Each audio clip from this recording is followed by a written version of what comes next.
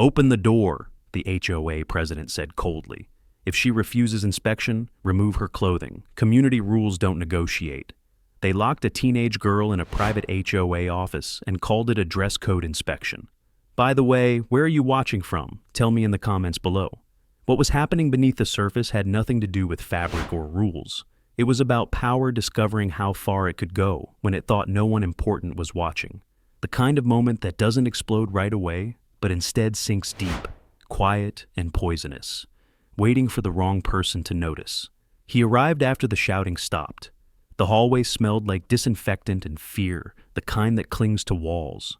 The man wore a maintenance badge and carried a folded work order, his boots scuffed, his posture straight.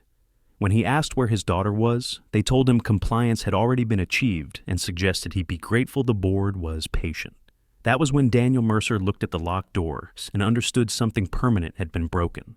He didn't raise his voice. He didn't demand names. He simply stood there, eyes steady, listening as the HOA president explained policy like scripture. Someone smirked and reminded him that night staff didn't get to question authority. He nodded once, the way men do when they've learned exactly where the floor gives way. Calm came naturally to him. It always had. The quiet kind that unnerves people who mistake volume for control. He signed the visitor log, adjusted the badge on his chest, and asked for a copy of the violation report. They laughed and told him it wasn't his concern. He wrote that down too. When the door finally opened, his daughter stepped out without looking up. She held herself together, through habit alone. He noticed the tremor in her hands, the way she leaned just slightly toward him, like a compass needle finding north. He wrapped an arm around her shoulders and guided her out, ignoring the cameras that suddenly felt very important. He worked nights in the gated community, fixing what others broke and cleaning what others refused to see. Most residents barely noticed him unless something failed. He preferred it that way.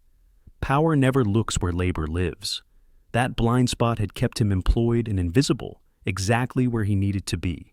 At home, she sat on the edge of the couch, knees drawn up, staring at nothing. He didn't press for details. Trauma speaks when it's ready. Instead, he made tea, the same way he had when she was younger, and nightmares came in waves. The kettle's whistle filled the silence, grounding them both. The apartment was modest, every object chosen for function over style. A single framed photo sat on the shelf, turned face down. He hadn't moved it in years. Tonight, he noticed the dust along its edge and made a mental note. Order mattered. Evidence lived in details. She told him enough. Not everything, but enough. The locked door, the words inspection and compliance used like weapons, the certainty in the woman's voice. He listened without interrupting, cataloging each piece like components of a system failure. When she finished, he told her she did nothing wrong. He told her he believed her. Those words landed heavier than any promise. Later, after she slept, he opened his maintenance logbook. It was old, leather-bound, pages softened by years of use. Most people saw it as a checklist. He saw timelines, access points, and signatures. He reviewed the entries from that night, noting who was present, which cameras were active, which policies required dual authorization. Patterns emerged quickly when you knew how to read them. The HOA believed authority insulated them, that working people absorbed harm quietly and moved on. They didn't know the man they dismissed had once written compliance frameworks that protected federal buildings from abuse. They didn't know his silence wasn't surrender. It was sequencing. Outside, the community lights flickered on in perfect rows, illuminating manicured lawns and locked doors. Somewhere behind one of those doors, a woman slept, believing rules had saved her.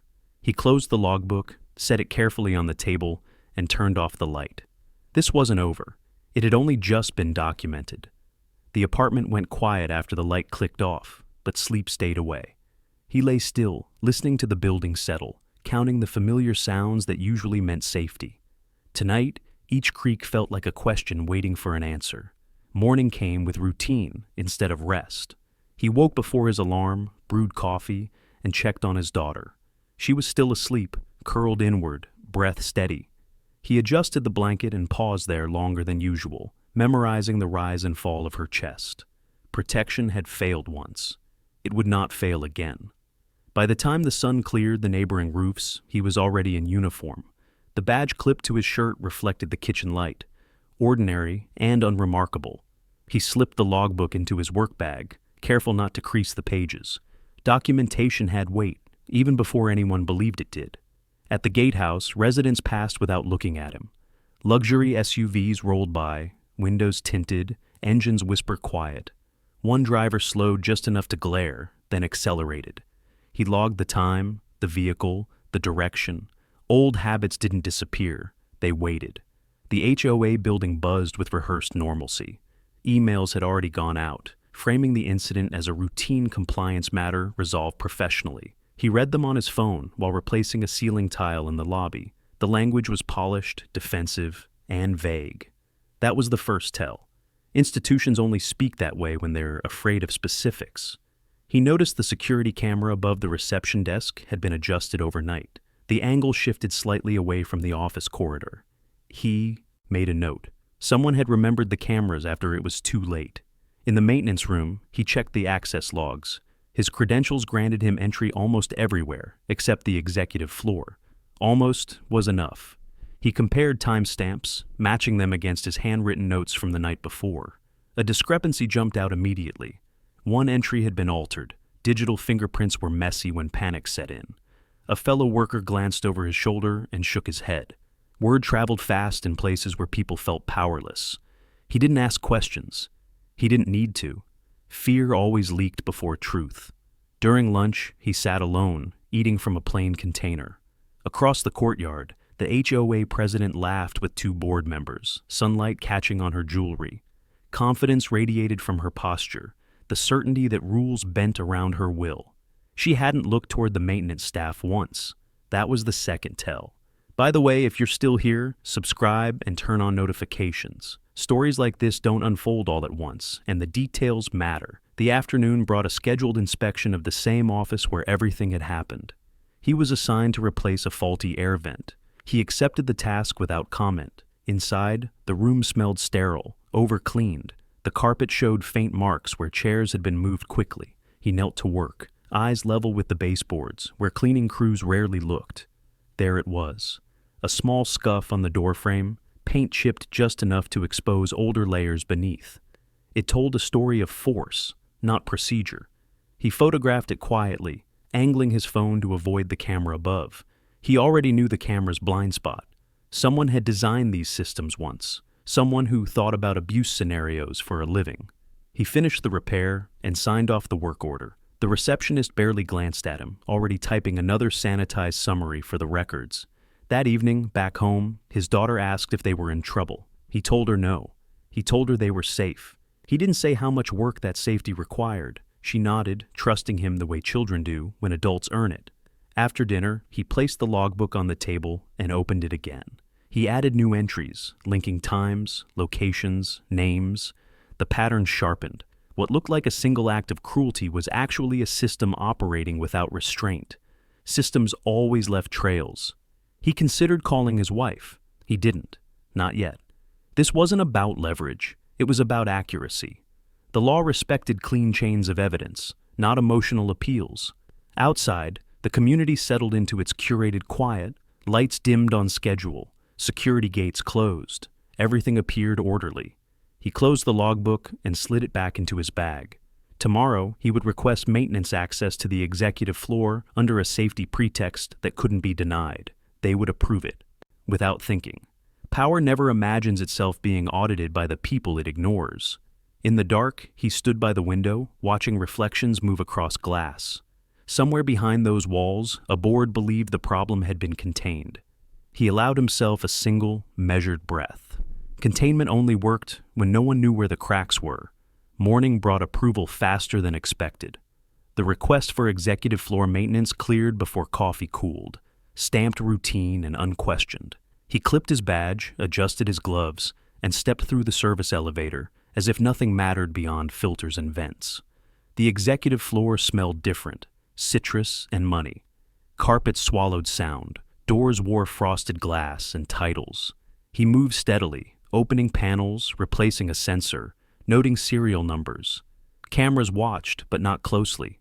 The blind spots were architectural habits, not conspiracies, and habits repeated.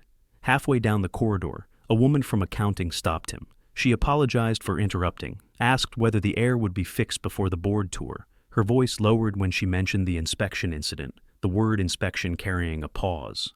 She didn't ask questions. She offered information instead, the kind people give when guilt outpaces loyalty. She said the board wanted everything quiet before the quarterly meeting. She said legal had ordered edits to logs. She said the president was furious about a maintenance man writing notes. He thanked her, promised the air would be fine, and returned to work. Reputation leaked like steam through a seam. He found the executive conference room empty and checked the vent above the projector.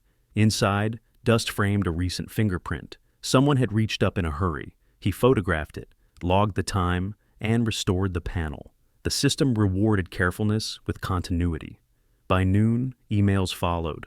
A policy memo announced stricter dress enforcement community-wide, framed as safety.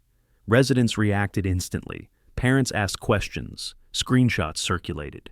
He watched from the maintenance bay, hearing the tone change from certainty to concern.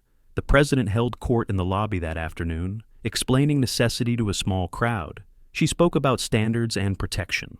She avoided specifics. When someone mentioned the locked office, she corrected the word to secured. Language tried to sand truth smooth. He passed behind them with a cart, unnoticed, and listened. A board member joked about optics. Another suggested a donation to the school. Someone asked who authorized private inspections. Silence answered. Silence always mattered. Back home, his daughter sat at the table doing homework, pencil tapping. She asked if people were talking. He said yes. He said talking wasn't the same as justice. She nodded, older than yesterday, and went back to writing. He hated that part most. That evening, a neighbor knocked, a retired attorney with a careful smile and a casserole he didn't need. The man spoke softly, said he'd heard things, said records were being adjusted, said federal thresholds triggered when minors were involved. He said it like advice, not warning. The leak widened. Later, alone, he assembled a timeline. Logs, photos, memos, edits. The pattern formed a ladder, each rung placed deliberately. He checked statutes without opening a browser, recalling them from memory. The jurisdiction loved clarity. The community's online board lit up. A moderator removed posts. Screenshots returned them. Someone shared a rumor about a judge connected to the case. It was wrong, incomplete, dangerous. He ignored it. Truth arrived better unhurried. Near midnight, a new notice posted. The HOA scheduled an emergency meeting, attendance encouraged, transparency promised. He closed the logbook, slid it into his bag, and set his uniform for morning. At the window again, he watched lights flicker across manicured paths. Exposure had begun, not with a shout, but with whispers aligning. He allowed himself another measured breath. When institutions rushed, they made mistakes. He intended to be present for everyone. He reviewed tomorrow's checklist and circled mundane tasks that opened doors. Fire alarms required testing. Elevators needed inspection. Paperwork demanded signatures. Each ordinary duty created presence without suspicion. He slept lightly, dreaming of corridors and clocks. At dawn, rain began, softening the community's edges and blurring reflections. Residents complained online about puddles and delays. He welcomed weather. Wet days revealed shortcuts and hurried decisions. At work, he logged a safety concern that mandated witness signatures. Names appeared, times aligned. The ladder grew taller. He didn't celebrate. Celebration wasted focus. He moved with patience learned in other buildings, other nights, other stakes. When a supervisor hinted he should keep his head down, he thanked him and kept moving. Fear tried kindness when threats failed. By afternoon, the emergency meeting agenda leaked, sanitized, and defensive. He saved it. He knew how agendas aged under subpoenas. After shift, he stopped by the mailroom and noticed certified envelopes queued, heavier than usual. Someone else had noticed the same cracks. Back home, he cooked simply and listened. She laughed once, briefly, and the sound steadied him. He wrote one final note in the logbook, closed it, and placed it by the door. Momentum wasn't loud. It was cumulative. Tomorrow would demand steadiness, memory, timing, restraint, courage, accuracy, resolve, patience, again. Morning broke gray. and the rain from night before left the sidewalk slick and reflective. He picked up the logbook by the door and felt its weight settle his breathing. Today would test whether quiet facts could stand against polished confidence. At work, the emergency meeting drew residents into the lobby, umbrellas dripping, voices tight. Security tried to funnel them upstairs, but a fire alarm test halted elevators. He recorded the delay, the announcement time, the supervisor's signature. Ordinary friction created witnesses. The president arrived late, heels clicking, smile practiced. She spoke of transparency and safety, of rumors and responsibility. He stood by the wall with a cart, eyes forward, listening. When a parent asked why a minor had been isolated, the answer came wrapped in policy. Secured room, temporary measure, misunderstanding. Words slid past accountability. A resident attorney requested records. The board deferred, citing privacy. He noted the refusal and the names present. Privacy was a shield often raised after harm, never before. Mid-morning, facilities received a request to review camera retention. He volunteered, citing compliance. The security chief hesitated, then approved. In the server room, fans hummed like patient insects. He photographed timestamps, export logs, and an overwritten segment flagged as routine maintenance. Routine left trails. At noon, his daughter called from school, voice small but steady. Someone had asked questions. Someone else had defended her. He told her to keep doing her work and to come straight home. He promised to be there. Promises mattered when systems failed. The emergency meeting resumed. A motion passed to tighten dress enforcement. Applause sounded thin. He caught the president's glance finally, brief and sharp, as if she sensed a pressure change. He returned to the cart and moved on. In the afternoon, certified envelopes arrived. Legal notices, stamped and heavy. The mailroom clerk whispered that more were coming. He logged the delivery times and recipients. Momentum gathered shape. After shift, he stopped at the grocery, choosing ordinary things. At home, he cooked while she worked beside him, the rhythm familiar. She asked whether they would have to move. He said no. He said the truth had a way of staying put when documented correctly. Later, he opened the logbook and cross-referenced statutes with the day's entries. Juvenile protections, consent requirements, retention mandates. Each citation fit without force. He drafted a concise incident chronology, unemotional, precise. He considered the photo on the shelf and turned it face up. The woman's gaze was calm, uncompromising. They had built distance for good reasons, but principles still overlapped. He dialed, then stopped. Not yet. That night, the community forum lit again. A board member posted assurances. Residents replied with screenshots. Someone shared a blurred image of a server rack. He closed the laptop. Online noise helped, but records carried weight elsewhere. Near midnight, a knock came. 2 neighbors stood there, one trembling, one angry. They had stories. They wanted to help. He listened, took notes, and asked for dates. Witnesses multiplied when fear met structure. Before sleep, he placed the logbook beside his keys. The rain returned, steady and honest. He watched reflections smear across glass and thought about timing. Exposure required sequence, not spectacle. Morning would bring requests and denials, edits and excuses. He welcomed them. Each reaction etched another line. He lay down and rested at last, knowing the path ahead demanded patience and precision, not fury. The work continued. He woke before dawn, reviewed the notes, and prepared copies, careful to preserve originals. At work, requests arrived exactly as expected. Legal asked for clarification. Security asked for access. He provided neither without receipts. A supervisor suggested a meeting. He suggested a written request. The dance tightened. A resident group formed, small and cautious, asking for guidance. He pointed them to statutes and the deadlines, not opinions. Clarity steadied them. By afternoon, a reporter called the front desk and was redirected. He logged the call time and the redirection path. Information sought sunlight. At school pickup, parents watched him differently, curiosity replacing indifference. He kept his gaze on his daughter, who walked taller. That mattered more than attention. At home, he finally made the call. The conversation stayed brief and factual. She listened. She asked for the logbook. He agreed to deliver it in person. Timing aligned. He slept with the bag by the door, rain easing into mist. Tomorrow would open doors that never expected him to knock. He planned the route, the signatures, the moment of entry. Exposure would be clean, public, and irreversible. He intended no speeches, only documents. Justice moved slowly until it didn't. When it turned, it carried everyone watching with it. He closed his eyes, steady, resolved, ready for the meeting that would finally force the truth into daylight without compromise or retreat at all. He woke with the route already mapped in his head: keys, bag, logbook. The morning air felt lighter, the rain reduced to a mist that barely dampened the pavement. Timing had shifted. Systems noticed when pressure arrived quietly. At work, the request he expected finally came in writing. Legal wanted a meeting. Facilities CC'd. Security added themselves late. He replied with availability and asked for an agenda.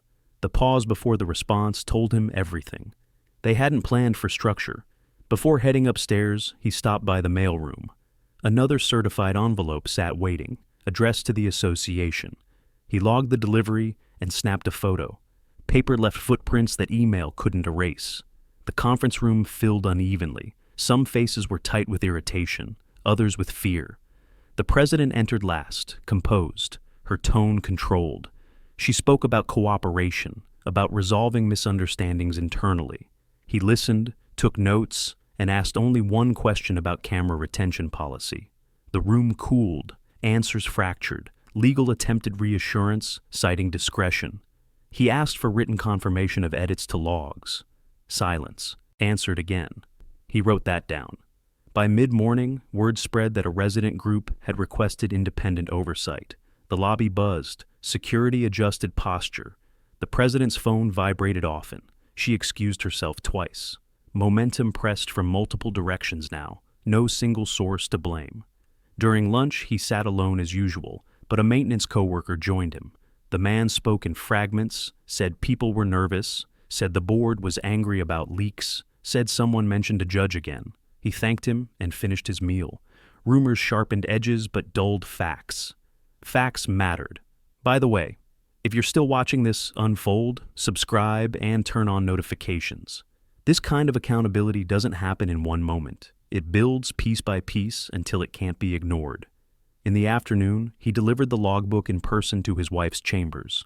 The hallway felt different from the community's polished corridors. Here, quiet carried authority. She read without interruption, her expression unchanged, eyes precise. She asked a few clarifying questions, all procedural. He answered simply. When she closed the book, the sound was final. She told him to expect formal requests. She told him not to speak publicly. She told him he'd done the right thing by waiting. He nodded. Waiting had been the hardest part. Back at the community, an emergency notice posted, announcing a revised policy suspension pending review. Residents gathered, reading aloud, relief mixed with anger. The president addressed them briefly, voice strained, promising accountability. He stood at the edge, visible now, no longer invisible. She avoided his eyes. Security requested access to his photos. He declined and offered a written transfer protocol. They agreed. Paperwork multiplied. Exposure preferred paper. That evening, his daughter came home smiling for the first time since the office door closed. A classmate had apologized. A teacher had asked if she was okay. Small repairs mattered. He listened and nodded, letting her words set the pace. Trauma loosened its grip when belief arrived. Later, he received a call from the resident attorney. The man spoke carefully, said oversight had been triggered, said the association underestimated the scope. He asked whether they could meet. He agreed, requested a public setting. Transparency deterred distortion. Night fell without rain. The community lights glowed, softer than before. He reviewed the day's notes, cross-checking times and signatures. The latter was nearly complete. He added one last rung, a summary of refusals and edits, factual and unemotional. A knock came. The president's assistant stood outside, hands clasped, asking for a conversation. He declined and asked for written correspondence. The assistant nodded, relief flickering. Everyone wanted distance now. Before bed, he set the bag by the door again. Tomorrow would bring hearings and cameras, statements and spin. He intended none of it to surprise him. Surprise belonged to those who rushed. He checked on his daughter, asleep, breathing easy. He closed the door quietly and stood in the hallway, listening to the building settle. This place had tried to swallow a moment and failed. Documentation resisted digestion. He turned off the lights and lay down. Exposure had moved from preparation to motion. Poetic justice didn't shout. It arrived with receipts. In the morning, the first formal request would land, stamped and numbered. He would answer precisely. The story would leave the community's walls and enter rooms designed for truth. He closed his eyes, steady, ready, knowing the hardest part was no longer ahead. The first formal request arrived before breakfast, stamped, numbered, and unmistakably federal. He read it twice, noting scope and deadlines, then folded it into the bag with practiced care. Motion had begun, and motion demanded steadiness. At work, the atmosphere tightened. Security wore new badges. Legal circulated talking points. The president convened a closed session and announced cooperation, her voice smooth, her eyes restless. He logged the announcement time, the room, the attendees, and the absence of minutes. Facilities asked him to assist with an audit walk. He agreed and brought gloves. In the server room, fans thrummed and a contractor hovered, nervous. He photographed cable labels, export settings, and a deletion schedule set to accelerate. Someone had tried to outrun retention. He documented the attempt without comment. In the hallway, a board member intercepted him, offering thanks for professionalism and hinting at reassignment. He thanked her and asked for the offer in writing. She smiled thinly and moved on. Paper kept people honest. By mid-morning, residents gathered again, quieter now, listening instead of shouting. A parent asked whether policies were suspended. A notice appeared moments later, confirming suspension. He noted the timing. Pressure produced concessions when aligned. He met the resident attorney in the cafe, a public table by the window. They spoke in facts, not feelings. Dates, times, access levels. The man nodded, impressed by completeness, and asked whether the materials could be shared. He outlined a transfer protocol and insisted on receipts. Trust traveled on documentation. Back inside, legal requested images. He provided copies with hashes and chain of custody forms. The requester blinked, unprepared for rigor. Rigor was neutral. It offended only shortcuts. The afternoon brought a misstep. A revised memo circulated denying isolation and redefining secured as supervised. Screenshots spread instantly, showing the earlier language. He saved both versions and logged the delta. Edits told stories louder than statements. He received a call from his wife's clerk confirming a hearing date. The number sat heavy, real. He thanked her and returned to the audit. Emotion could wait. Accuracy could not. Near shift end, he found the scuffed doorframe again, freshly painted. The paint was still tacky. Someone had rushed. He photographed the sheen, the smell, the time, and the contractor invoice taped nearby. Attempts to erase left fingerprints.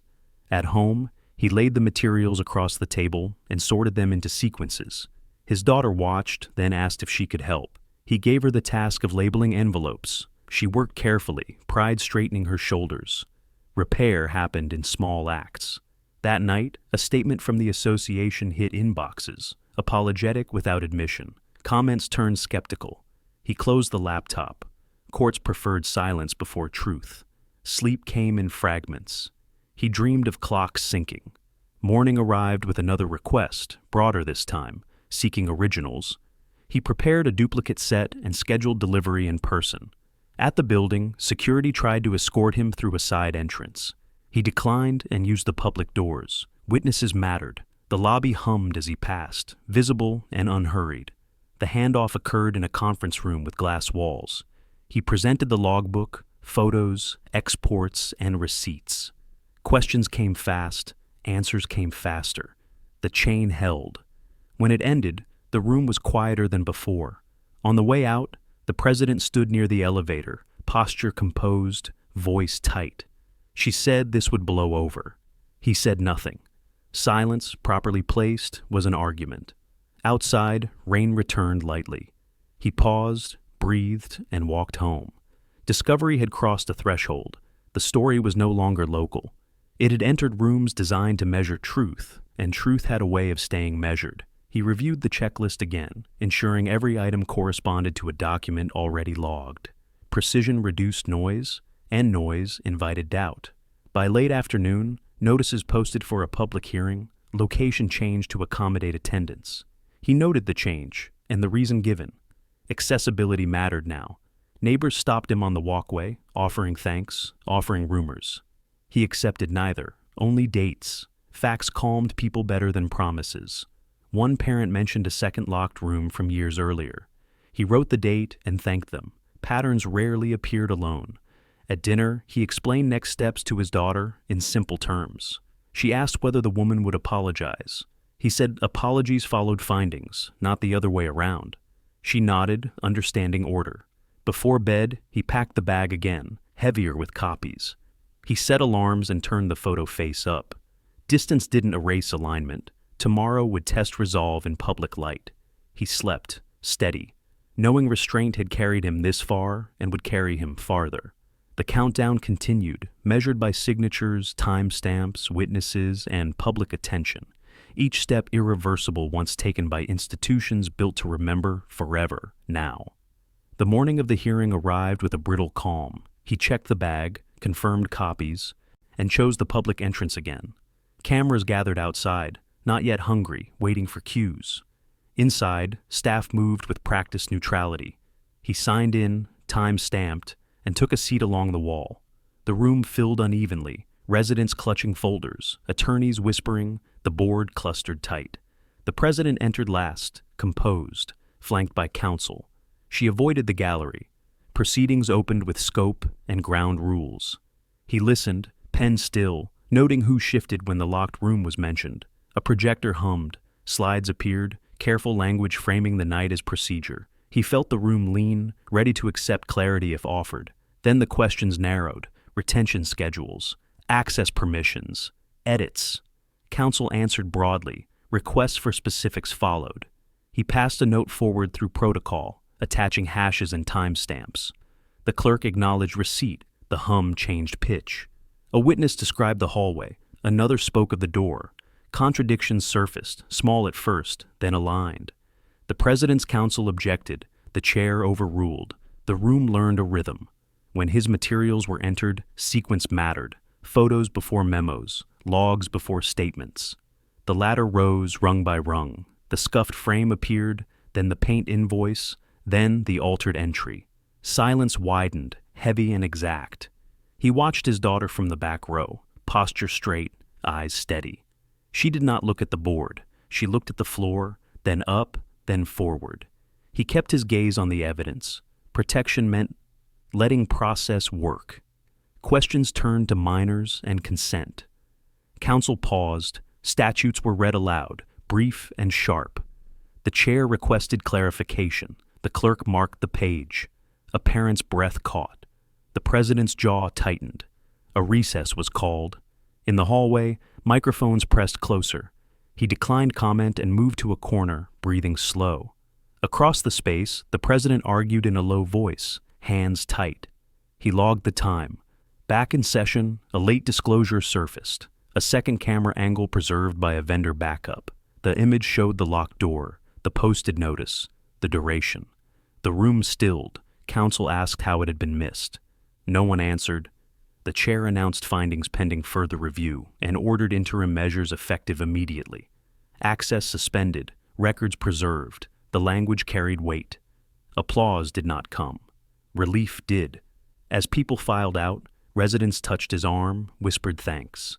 He nodded, asked for dates, asked for patience. Outside, the sky cleared in patches. Reporters called questions after him. He declined again. At home, he set the bag down and finally sat. His daughter spoke first, saying the room felt different once the screen came on. He agreed. Screens favored truth when fed carefully. Night fell without ceremony. Notices posted online, confirming suspensions and independent oversight. He read them once and closed the device. Momentum had shifted from preparation to consequence. He prepared for the next phase by organizing follow-ups, witness lists, and compliance checks. Exposure was underway, but justice required endurance. He set the alarm, placed the logbook by the door, and turned off the light. In the quiet, he allowed himself one thought of the woman who had ordered the door locked. Power had found its mirror. Tomorrow would decide how long she could look. Preparation continued after midnight. He reviewed compliance notices, drafted preservation letters, and scheduled follow-up inspections with neutral witnesses. Each task narrowed space for denial. He anticipated counterclaims and prepared responses rooted in dates, signatures, and images. Anticipation felt like work, not worry. The next morning would bring motions and statements. He planned to arrive early, choose the same public path, and sit where sightlines favored clarity. He would keep answers short and let documents speak. Process rewarded restraint. He checked on his daughter again, listened to the quiet of her sleep, and closed the door. The apartment held steady, modest, and sufficient. He cleaned the kitchen, wiped the table, and set out clothes for work. Routine steadied nerves better than speeches. Outside, the community rested uneasily. Lights dimmed in patterns he knew. Security vehicles idled, engines soft. Somewhere, council drafted language to soften outcomes. Somewhere else, residents gathered courage. He welcomed both. He wrote a final note to himself and tucked it into the logbook. Sequence over spectacle. Then he slept, knowing morning would test memory and patience again. When dawn arrived, he would stand where power usually looked past him and remain visible. Exposure had entered daylight. From here on, consequences would follow procedure, and procedure would follow evidence. He gathered the bag, checked the latch, and breathed once more, prepared to move carefully, speak sparingly, protect fiercely, and let the record do what voices could not when institutions finally faced the truth together in public at last. Morning arrived with messages already stacked, notifications pulsing like a low-grade alarm. He read them in order, filtering urgency from noise. Oversight teams scheduled site visits. Council requested clarifications. Residents asked what came next. Sequence mattered more than speed. He dressed, packed the bag, and chose the public route again. Outside, cameras were closer now, lenses alert. He nodded once and kept walking. Attention could be acknowledged without being fed. At the community office, independent auditors set up in borrowed rooms, clipboards replacing talking points. He assisted where asked, never where assumed. Access lists were checked against logs he'd already preserved. Discrepancies surfaced immediately. When asked how he knew where to look, he answered simply, "Patterns repeat." The president did not attend the morning briefing. Her counsel did. Voice, he measured, eyes tired. A request came to consolidate records. He insisted on parallel copies and receipts. The request was granted. Concessions arrived quietly when resistance had nowhere to go. Mid-morning, a memo circulated announcing interim leadership. Residents gathered again, subdued but attentive. Someone read the notice aloud. No cheers followed, only a collective exhale. Stability mattered more than spectacle.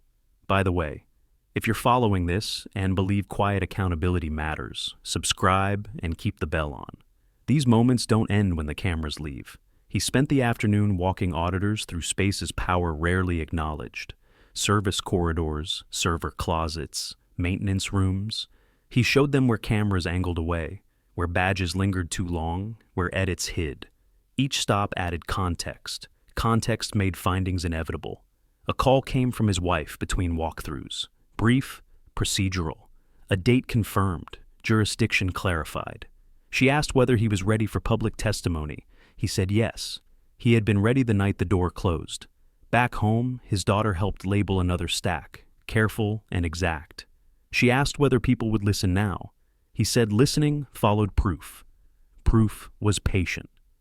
That evening, the association released a statement accepting interim measures and promising cooperation. Comments turned from outrage to questions about restitution. He noted the shift. Language revealed priorities. He prepared a concise brief for residents, outlining process and timelines without opinion. He posted it where moderation could not erase it. Clarity calmed fear better than reassurance. Late, a message arrived from a former board member requesting a meeting. He agreed on conditions, public place, witnesses, written summary. The reply accepted. Distance grew. Sleep came lightly. He dreamed of corridors opening into daylight. Morning followed with rain again, soft and steady. At work, he escorted auditors to the repainted doorframe. They scraped a sample, logged it, sealed the bag. Erasure failed in the presence of method. News vans idled outside by noon. He declined interviews. Auditors spoke instead, language cautious and firm.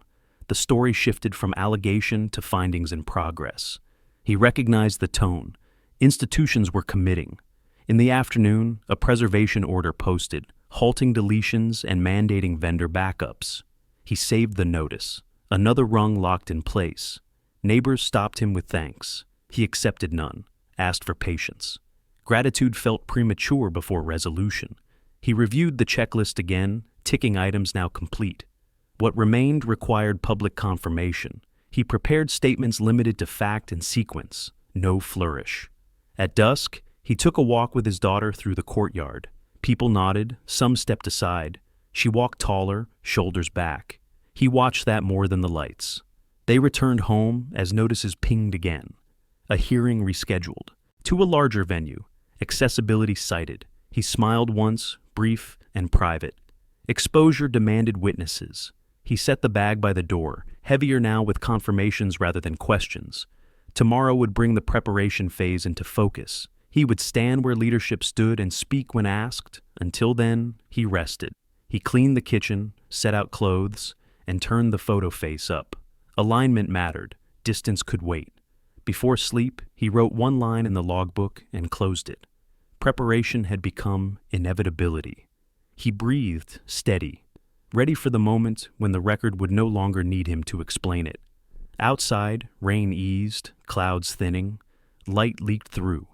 He slept, knowing the next step would ask him to be visible in rooms designed to forget people like him, and knowing he would arrive with evidence instead of anger, letting the process finish what exposure had begun. He woke before dawn, the room still and cool, the bag waiting where he'd placed it. Preparation had shifted again. Questions were narrowing. The space for improvisation was gone. At the venue, staff checked badges and directed foot traffic. The larger hall carried a different weight.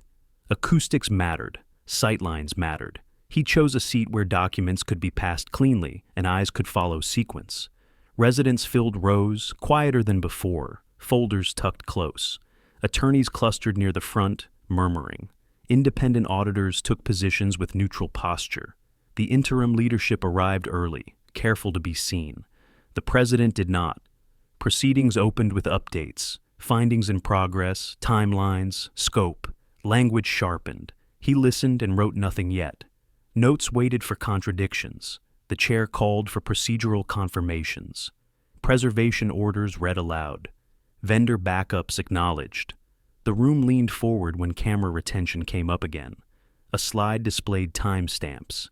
He recognized his own photographs, rendered official, stripped of narrative, heavy with fact.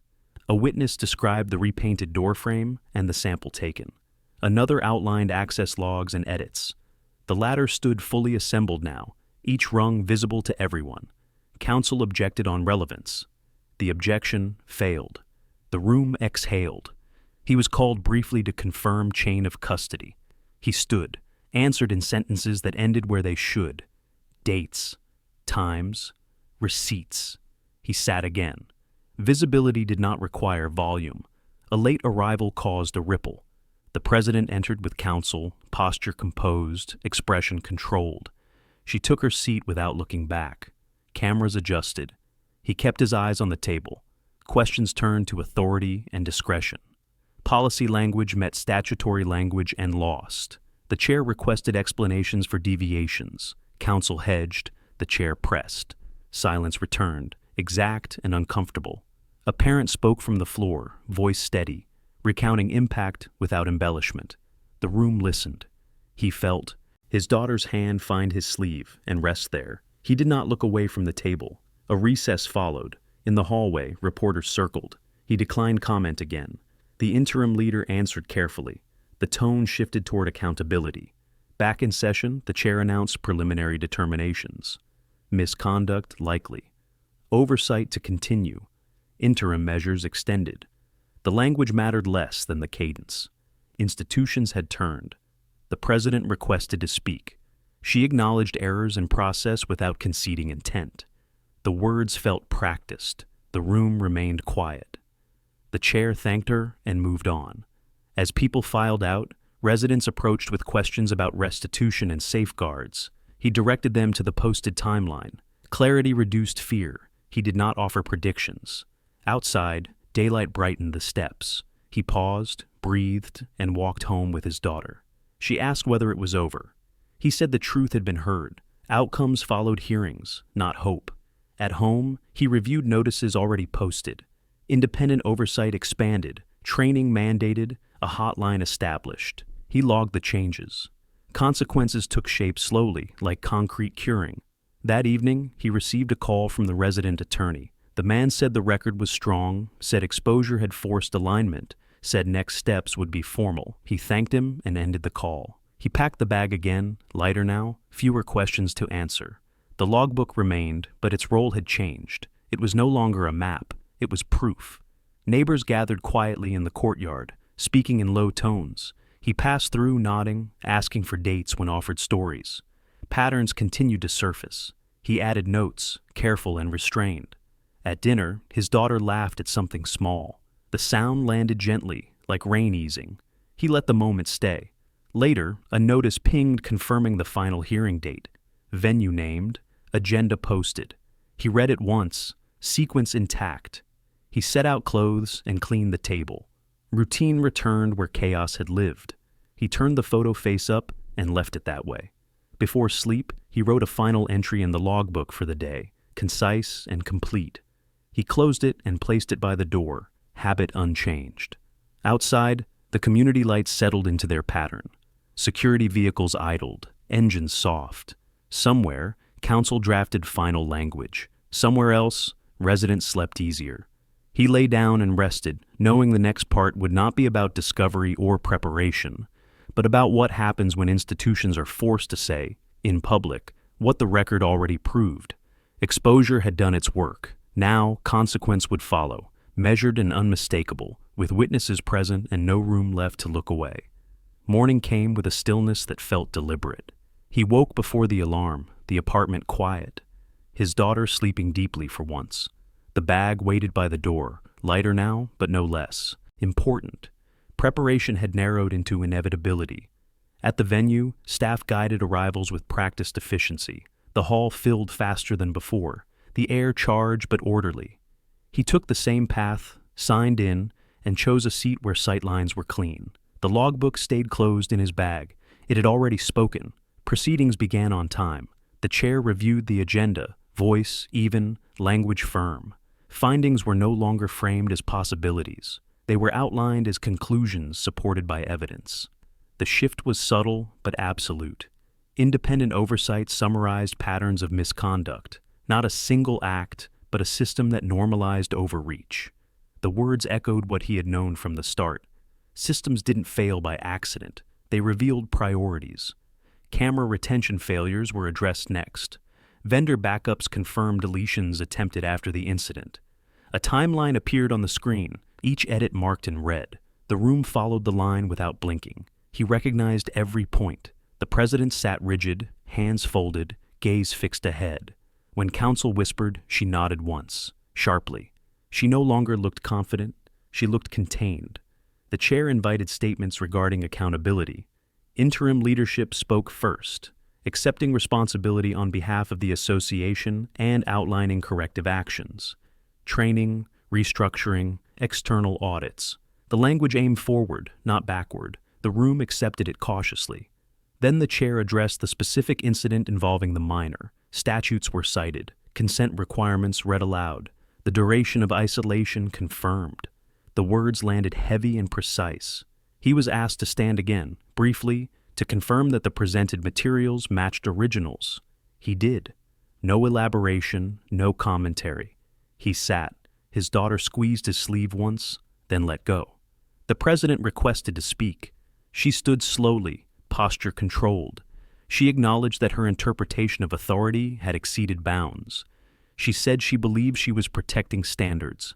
She said she was wrong. The admission was careful, incomplete, but public. The room remained silent. The chair thanked her and noted that accountability extended beyond apologies. Sanctions were read. Suspension from leadership. Mandatory reporting to state authorities. Referral for further review. Each item added weight. A murmur moved through the hall, not celebration, but recognition. This was what consequence sounded like when stripped of spectacle. The chair concluded with a statement on dignity and protection. Communities existed to safeguard residents, not dominate them. The hearing adjourned. Outside, daylight felt sharper. Reporters surged, voices overlapping. He declined comment again, guiding his daughter through the crowd. Cameras followed briefly, then shifted toward officials. He welcomed the redirection. They walked home together, passing neighbors who stepped aside, some nodding, some offering quiet words.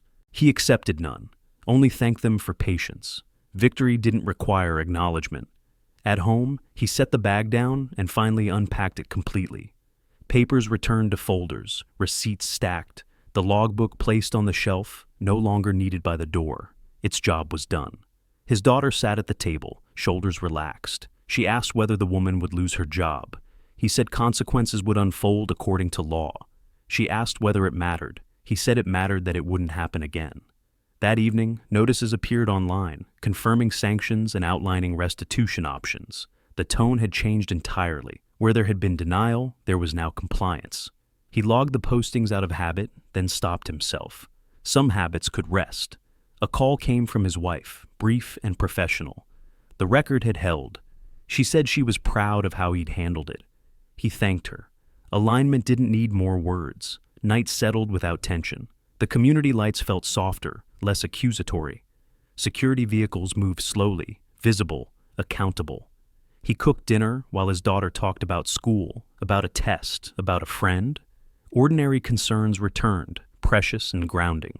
He listened, nodded, and let the future re-enter the room. Before bed, he stood by the window once more, watching reflections move across glass. The place looked the same. It wasn't. Exposure had altered it at the seams. He turned the photo face up and left it there. Distance remained, but respect had found its way back.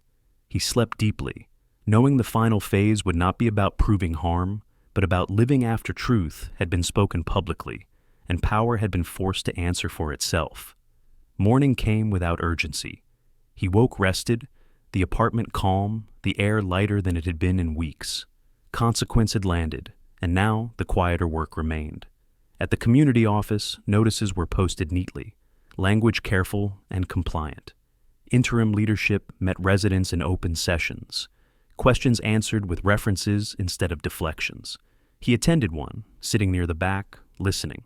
The tone mattered more than the content. It held. Auditors returned for follow-ups, fewer this time, focused on verification rather than discovery. He walked them through changes, noting where procedures had been rewritten and where training schedules were posted publicly. Visibility was the new habit. The repainted doorframe was replaced entirely, frame and all, documented and photographed with witnesses present.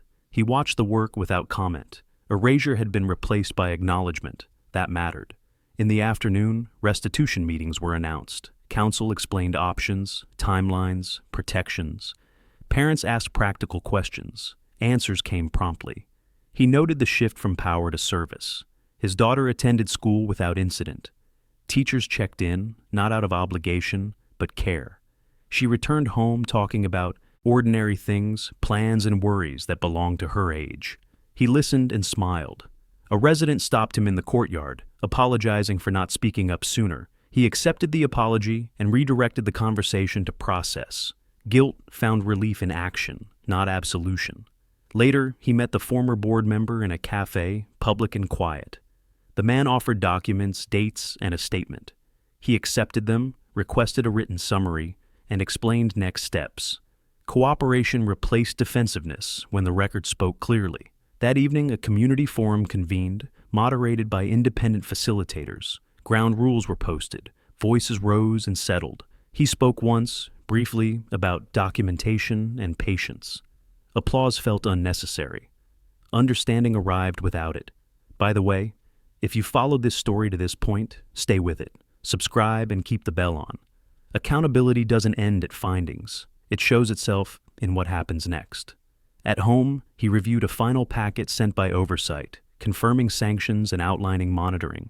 He filed it and closed the folder. The ladder had been climbed. There was nowhere else to go. A call came from the president's counsel requesting a private conversation. He declined and asked for written correspondence through official channels. The reply accepted. Distance remained appropriate. Night settled gently. The community lights no longer felt like surveillance, just illumination. Security walked predictable routes, visible and accountable. Patterns stabilized. He set the bag down and did not repack it. The habit broke cleanly. The logbook stayed on the shelf, pages resting. Proof had moved beyond him. Before bed, he checked on his daughter, asleep, peaceful. He closed the door softly and stood in the hallway, listening to the building breathe. This place had learned something, at cost. Morning brought a small headline in the local paper, factual and restrained. He read it once and put it down. The story belonged to the record now, not rumor. At work, assignments returned to normal, filters replaced, sensors calibrated, quiet tasks resumed. He welcomed the anonymity. Power had been corrected. It did not need him anymore. Residents greeted him with nods, some with smiles. He returned them and kept moving. Dignity did not require recognition. That afternoon, Oversight sent a final note thanking him for cooperation. He archived it and closed the inbox. Completion had a sound, subtle and final. At dinner, his daughter asked what came next. He said life. She nodded, satisfied. He turned off the lights and lay down, knowing the last part would not be a hearing or a memo, but a reckoning of meaning. Justice had been served publicly. Now it had to be lived. He slept, steady, ready to finish the story where it belonged, at home, with consequences acknowledged, and the future opened again without fear or secrecy or silence. Morning arrived gently, without notices or meetings or deadlines, pressing against the door. He woke to the sound of his daughter moving in the kitchen, humming softly. A small, ordinary song that felt like a victory all its own. The apartment held a calm that hadn't existed before, not fragile, but settled. They ate breakfast together, talking about school plans and a weekend idea neither of them had rushed to make before. Outside, the community moved at its usual pace, but the rhythm had changed. People greeted each other without suspicion. Doors opened more easily. The place felt less watched and more shared.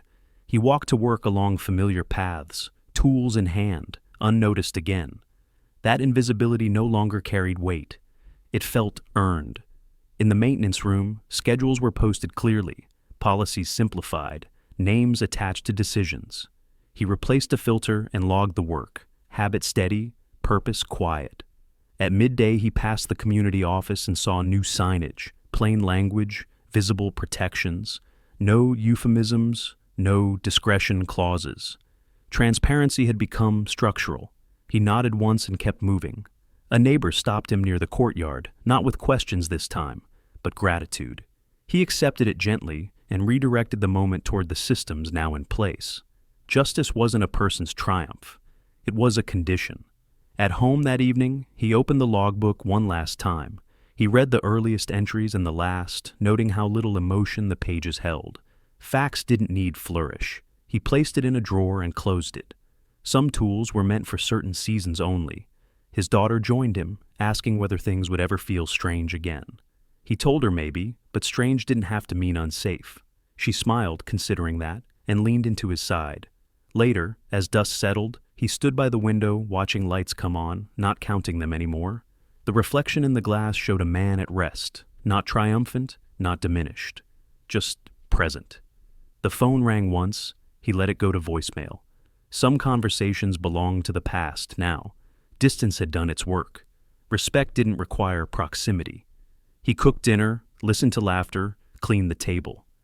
Life returned in small domestic steps, steady and forgiving. Justice had made room for living again.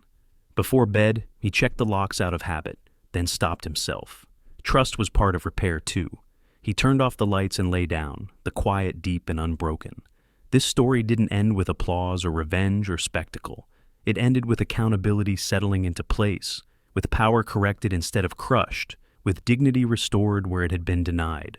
That kind of ending didn't shout. It lasted. If this story stayed with you, subscribe and don't miss our next story. Trust me, you'll feel it. And tell me in the comments, what injustice should we tackle next? He slept knowing the answer would always be the same. The next injustice was the one still hiding in silence, waiting for someone patient enough to listen, careful enough to document, and brave enough to stand where power never looks.